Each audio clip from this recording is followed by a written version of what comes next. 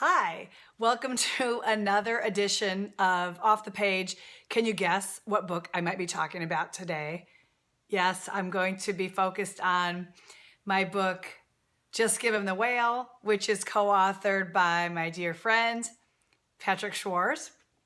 And since he's not here today, I'll speak for both of us in saying that this was a real passion project for us. And we have always believed that we should be working with students' interests and their fascinations and their affinities when we're supporting them. And so we wrote a whole book about it.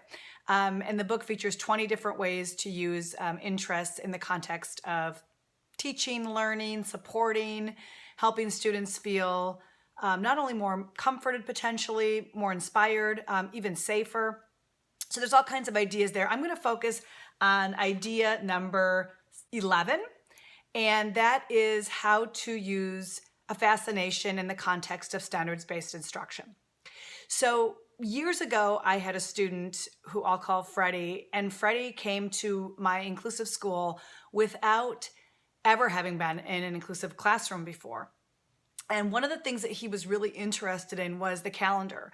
And he had been in a classroom where he would look at the calendar every day, and that was a point of study. It was a routine for him that was familiar and comforting. And so he wanted to continue doing the calendar in his fifth grade classroom, but fifth graders don't really do the calendar in that way. They don't take time to reflect in the way that a first grade teacher would, or the ways that kindergarten students would. So we took the calendar and we created a standards-based exercise around it. And we had students different students announce, what's the date today. And then we'd give them a fact, this day in history, or this day in science, or something that they might a problem that they might want to solve around that particular date on the calendar that was related to mathematics. And so even though students, in fifth grade didn't usually do the calendar, they started becoming really interested in this, very, very brief exercise. They were learning that, if they didn't know it, that December 7th is the anniversary of the bombing of Pearl Harbor, for example. So that's just one way that you can use something that's an interest or a fascination that may not exactly seem to fit, but you can parlay it into something that might be helpful. So I'm going to share 3 different ideas with you. If you are looking for a way to take a fascination and move it into more of a standards-based context, a lesson, a unit, or just into the classroom in some way that will work well for students with and potentially without disabilities too. So these 3 ways are, you can use the fascination to look at the current area of study. So if you have a student who absolutely loves vacuum cleaners, you can look up, do you have an upcoming unit on inventions, for instance? It might work there. Somebody who adores dolphins could discuss them during a lesson on habitats, or if you're studying the oceans. If somebody absolutely loves Sherlock Holmes, you could explore that during reading or English class, but also during a study of deduction or problem solving.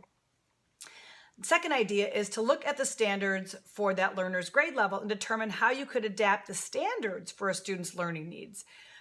For instance, if you have a student who absolutely loves Super Friends, the Justice League, that's like Aquaman and Wonder Twins, Superman, that might be connected to an objective or to a standard of explaining the United States' relationship to other nations and its role in international organizations. You can use the analogy of Super Friends to teach about this kind of collaboration. Just one example. Finally, you could consider how to change your instruction to meet the needs of students with areas of expertise. Could you imitate a child's favorite person, place, or thing? Maybe when you're giving directions. I knew a student who absolutely loved Ozzy Osbourne, so the teacher occasionally gave a single direction in the voice of Ozzy Osbourne, and it was hilarious for any observers, but really delightful for this particular student. You could also think about, is there a way to bring that example into anything that I'm providing as, in a daily exercise as an example. So somebody absolutely loves trains, and can you bring that into a story problem? Trains are often parts of story problems anyway, so it might work quite neatly. So that's all for this episode. Hope you enjoyed the tip. If these ideas are helpful for you, please join me in subsequent episodes of Off the Page. Thanks.